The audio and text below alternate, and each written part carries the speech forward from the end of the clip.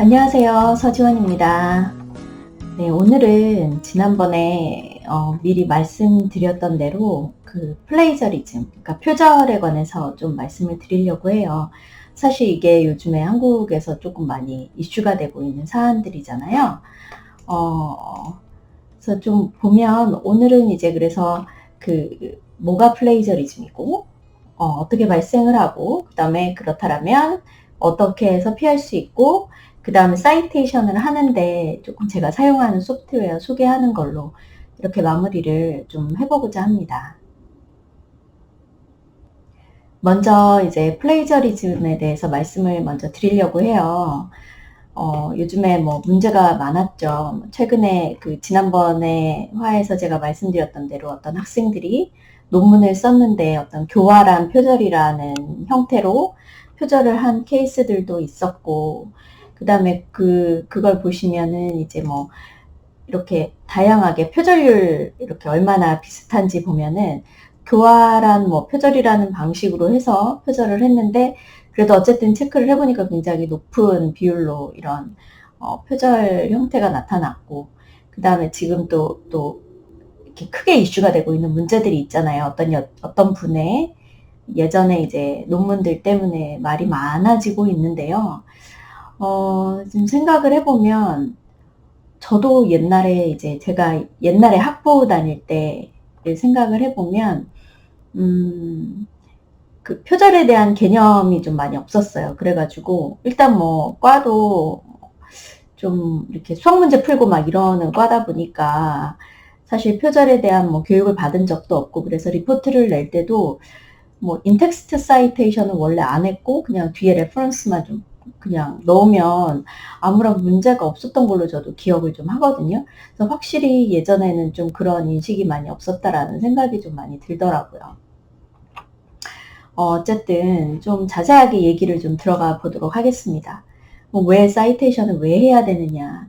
이거는 어쨌든 그 학자들의 연구의 어떤 윤리에 대한 부분이고 그렇기 때문에 기본적으로 자발적으로 해야 되는 게 맞는 거죠.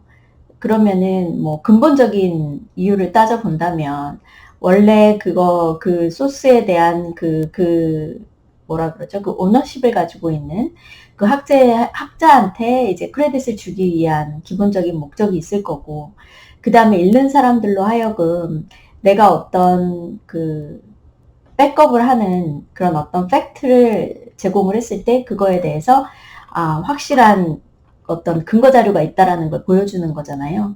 그런 면에 있어서 또 사이테이션을 해야 되는 거고 그 다음에 어떤 리서치 트렌드, 어떤 트레디션 그런 어떤 내가 하는 일에 대한 어떤 그런 부분들에 대해서 설명하는 것도 있을 것이고 뭐 여러 가지 기본적인 그런 목적들이 있습니다. 사이테이션을 하는 목적이.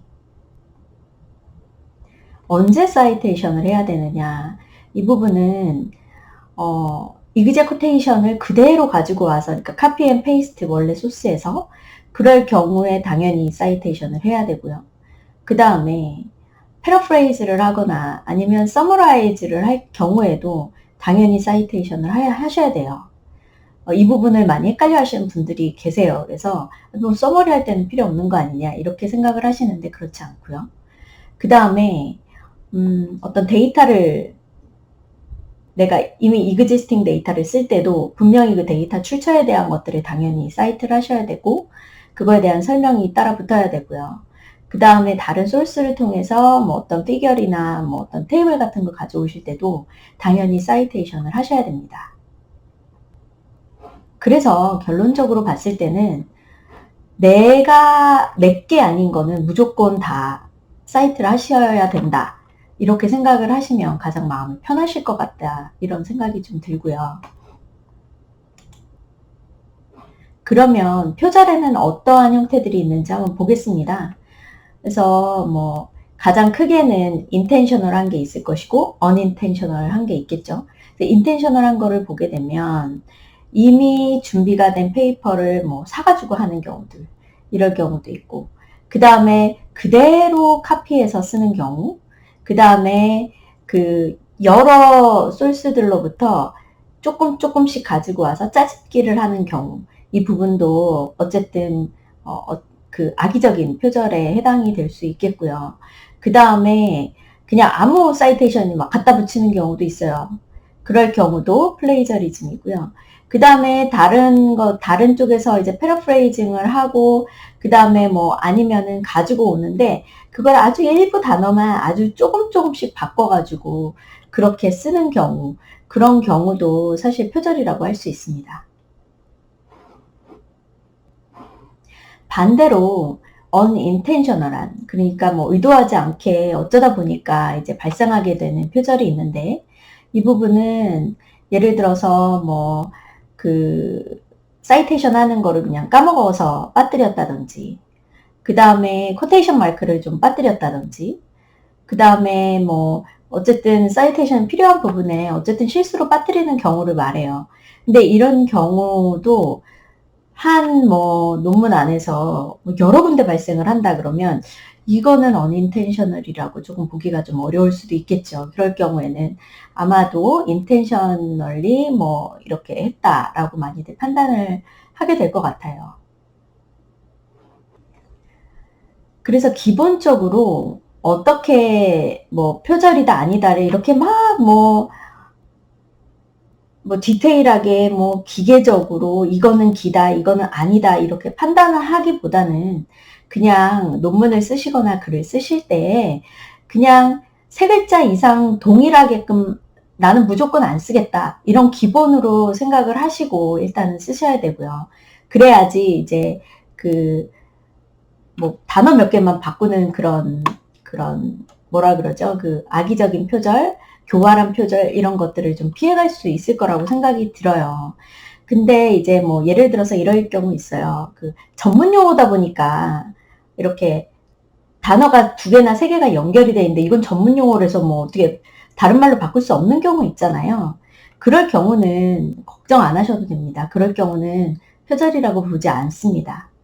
그리고 그 어떤 뼈대가 되는 어떤 프레이즈를 쓸 경우, 그럴 경우는 플레이저리즘에 해당이 되지 않아요. 그거는 이제 어떤 메인 어떤 아이디어가 아니잖아요. 그래서 뭐 예를 들어서 뭐 authors present a compelling argument for 뭐 이런 식으로 뭔가 이렇게 그냥 어떤 뼈대가 되는 문장을 만들기 위한 어떤 그런 부분들은 플레이저리즘이랑은 상관없으니까 이런 경우는 너무 걱정 안 하셔도 된다고 생각합니다. 그래서 그 사이테이션을 할 때는 무조건 오리지널 소스를 찾으려고 노력을 하시면 좋을 것 같아요. 예를 들어서 저도 박사 공부 처음 시작했을 때 고민스러웠던 게 뭐냐면 관련된 뭔가 논문을 쓰기 위해서 어떤 관련된 연구를 읽고 있는데 거기에 그쪽 리더처 파트에 이 사람이 어딘가에서 소스를 가지고 와서 서머리를 했다던가 패러프레이징을 하고 이렇게 인텍스트 사이테이션을 쓴 거예요. 그러면 나는 어떤 걸 사이테이션 해야 돼? 내가 이 내용을 비슷하게 쓰고 싶으면 이렇게 생각이 들잖아요. 그럴 경우에는 그 인텍스트 사이테이션 돼 있는 그 원문을 찾아서 그걸 다시 읽으시고 그거를 사이테이션 하시는 게 맞습니다. 내가 이제 거쳐간 그거를 논문을 사이테이션 하시는 게 아니고요. 그렇게 보셔야 돼요. 그래서 이제 오리지널 소스를 찾으시고 그걸 사이트 하시라고 말씀을 드리고 싶어요. 그 다음에 셀프 플레이저리즘이라는 게 있어요. 이건 뭐냐면 내가 나를 플레이저리즘 하는 거잖아요. 특히나 이제 이런 거 발생을 하기 쉬운 게 논문을 여러 개 쓰는데 사실 same 데이터셋을 쓰는 거예요. 같은 데이터를 쓰다 보니까 데이터 쪽에서 아무래도 비슷한 내용들이 나오게 되잖아요. 그러니까 이걸 참 패러프레이징 하거나 서머리 하거나 다른 방식으로 표현하기가 사실 쉽지 않거든요. 근데 그럼에도 불구하고 그래도 그렇게 하시도록 노력을 하셔야 돼요. 이거는 사실 뭐 많은 분들이 실제로 어렵다고 얘기를 하시더라고요. 그런데도 이제 그런 노력들을 하셨으면 좋겠다. 이렇게 말씀을 드리고 싶습니다. 그래서 어떻게 그러면 사이테이션을 해야 되느냐. 그 부분으로 이제 넘어가 보도록 하겠습니다.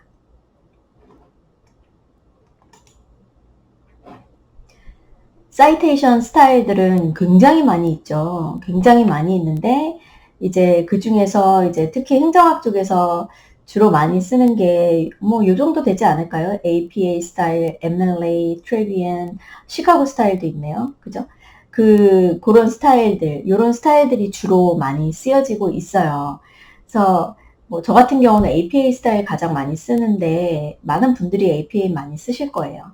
그래서 그거 관련돼서 보시고 또 조금씩 다른 스타일들 한번 보도록 하겠습니다.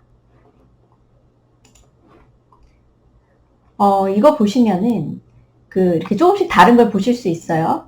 APA 스타일은 연도가 이렇게 괄호로 돼 있어가지고 author 이름 다음에 나오죠. 시카고 스타일은 연도가 맨 끝에 나옵니다. 트레비안 같은 경우는 author 이름 다음에 연도가 나오는데 괄호가 없어요. 뭐 이런 식으로 굉장히 작은 부분들이 이제 조금씩 다르죠.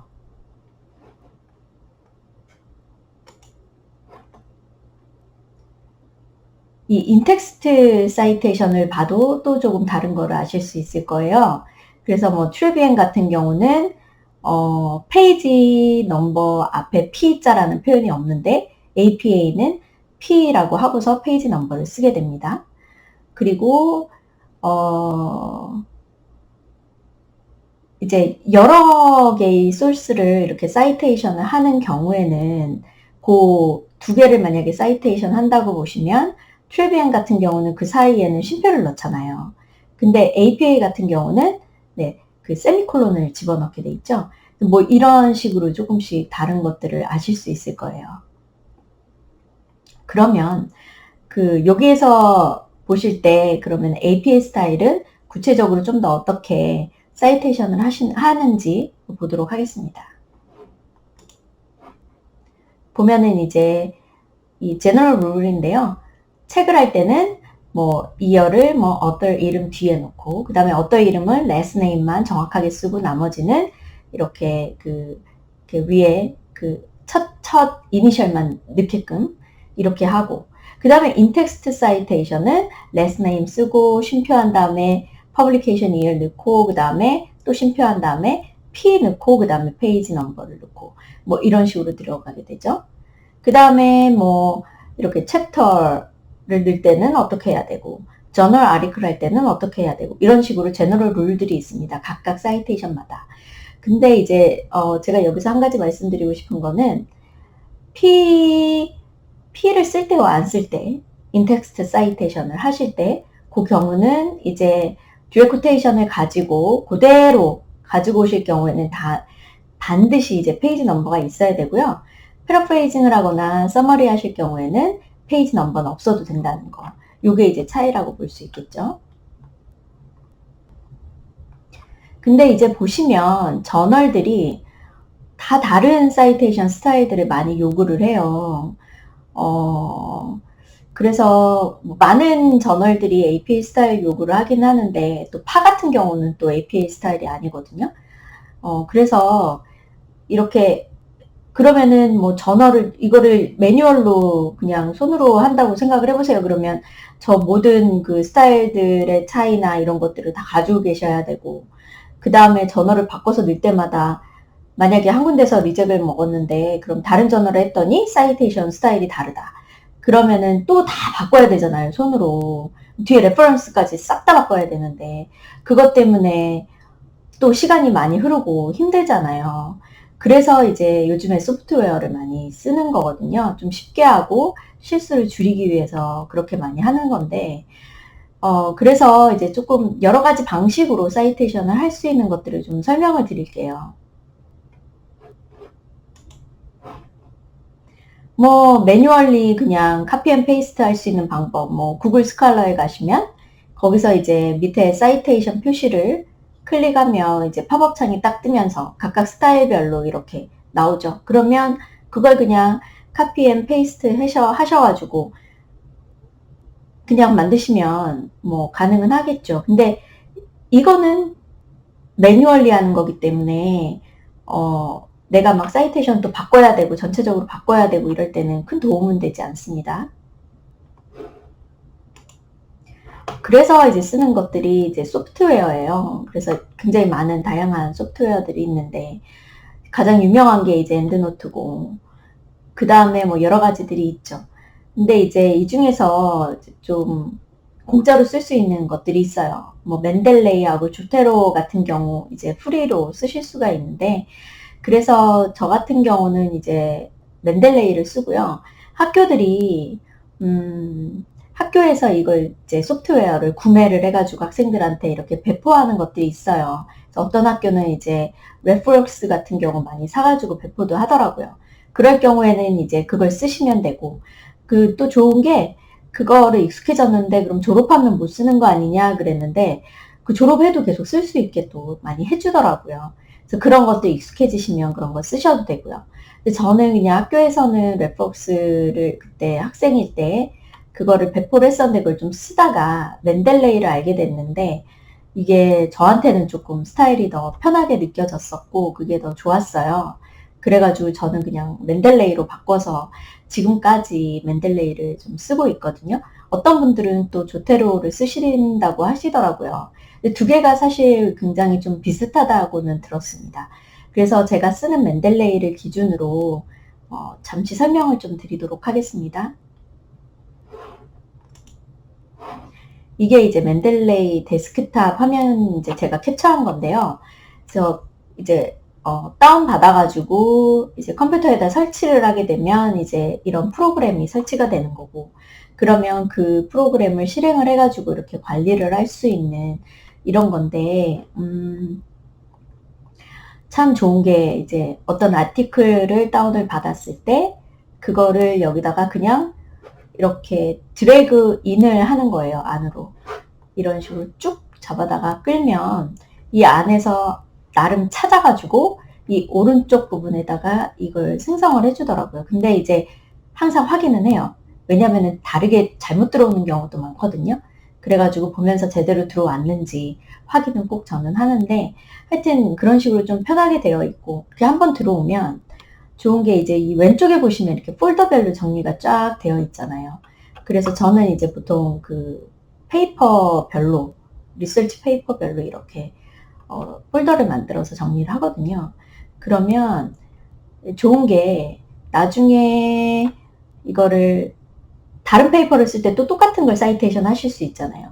근데 또 다운받고 그걸 안 해도 되는 거예요. 이미 있는 거 예전에 한번 썼던 걸 기억을 하시면 그거를 이제 가서 찾아보는 거죠. 찾아보면 있잖아요. 그럼 그걸 그냥 똑같이 사이테이션을 하면 되기 때문에 굉장히 편하더라고요. 그래서 이런 식으로 활용을 하고, 그 다음에 이게 또 좋은 게 이제 하나를 클릭해서 오픈을 하면 읽으면서 뭐 하이라이트도 할 수 있고, 이렇게 옆에다가 뭐 코멘트도 쓸 수 있고, 이런 부분들이 있기 때문에 또 이렇게 여러 가지로 활용 면에서 굉장히 좋은 것 같습니다. 그리고 이제 이 부분을 그러면 어떻게 이제 나중에 내 워드에다가 넣느냐. 이제 워드에다 넣으실 때 이제 이렇게 위에 보시면 이렇게 그 애드인을 설치를 할 수 있게 돼 있어요. 그래서 애드인을 설치를 하게 되면 워드랑 연동이 됩니다. 그래서 인텍스트 사이테이션을 먼저 넣으면, 그러면 나중에 레퍼런스는 내가 선택한 사이테이션 스타일에 맞게 쫙 자동으로 이 알파베리컬 올더로 딱 들어가야 되잖아요. 그 자동으로 다 알아서 넣어줍니다. 그리고 중간에 수정을 해서 뭐 사이테이션 빼거나 넣거나 할 때도 다 알아서 자동으로 이렇게 넣어주게 되고, 그 다음에 스타일을 저 위에 리본 바에서 그 APA에서 뭐 시카고로 바꿔야 된다. 그러면 그것만 시카고로 바꿔주면 또 자동으로 샥 이렇게 싹 다 바꿔서 네, 이렇게 수정을 다 해주거든요. 자동으로. 그래서 굉장히 시간을 세이빙을 해주고, 그 다음에 내가 뭔가 눈으로 확인하는 절차가 굳이 필요하지 않기 때문에 굉장히 편하다고 볼 수 있을 것 같아요.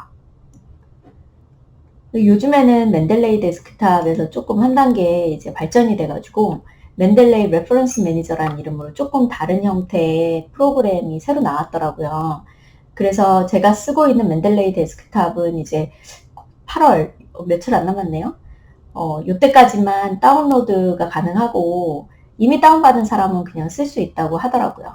그리고 이제 이제 그 다음부터는 이제 다운로드가 이제 불가능한 걸로, 그러니까 새로운 프로그램으로 이제 자꾸 전환시키려고 하는 것 같아요. 그래서 근데 이제 좀 비슷한 것 같아요. 근데 저는 좀 기존에 썼던 게 편해가지고 그걸로 쓰고 있습니다. 그래서 뭐 여러분들 이제 뭐 아직까지 매뉴얼로 하시는 분들은 손으로 하지 마시고 이런 거 한번 시도해 보시는 것도 괜찮을 것 같아요. 처음에 셋업만 잘 해놓으면 인생 편해질 수 있다고 생각이 들거든요. 그런 것도 있고요. 그렇습니다. 뭐 다른 걸 쓰셔도 상관없고요. 어쨌든 처음부터 어떤 셋업을 잘 해놓고 처음부터 잘 시작을 잘 정리돼서 해야지 나중까지 좀 불편함이 없는 것 같아요. 어떤 일이든지 간에. 그래서 그 불필요한 뭐 그런 표절 논쟁 이런 거에 휘말릴 여지를 남겨놓는 것보다는 미리미리 대처하고 준비를 해서 문제없이 그런 거에 한 점 부끄러움 없이 연구하시는 연구자들이 되셨으면 좋겠습니다. 그래서 그런 의미로 이번 화를 준비를 해봤습니다.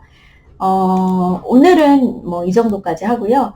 다음번에 어떤 걸로 할까요? 여러분들이 좀 아이디어를 주시면 할 수 있을 것 같아요. 저도 이제 뭐 이제 꽤 뭐 여러 편이 나오다 보니까 뭐 아이디어도 많이 고갈이 되고 어떤 걸 할지 좀 고민스럽기도 하고 그러다 보니까 이제 이렇게 좀 자주 못 올리게 되는 것 같아요. 그래서 좀 많은 아이디어를 주시면 제가 뭐 다 잘 아는 건 아니잖아요.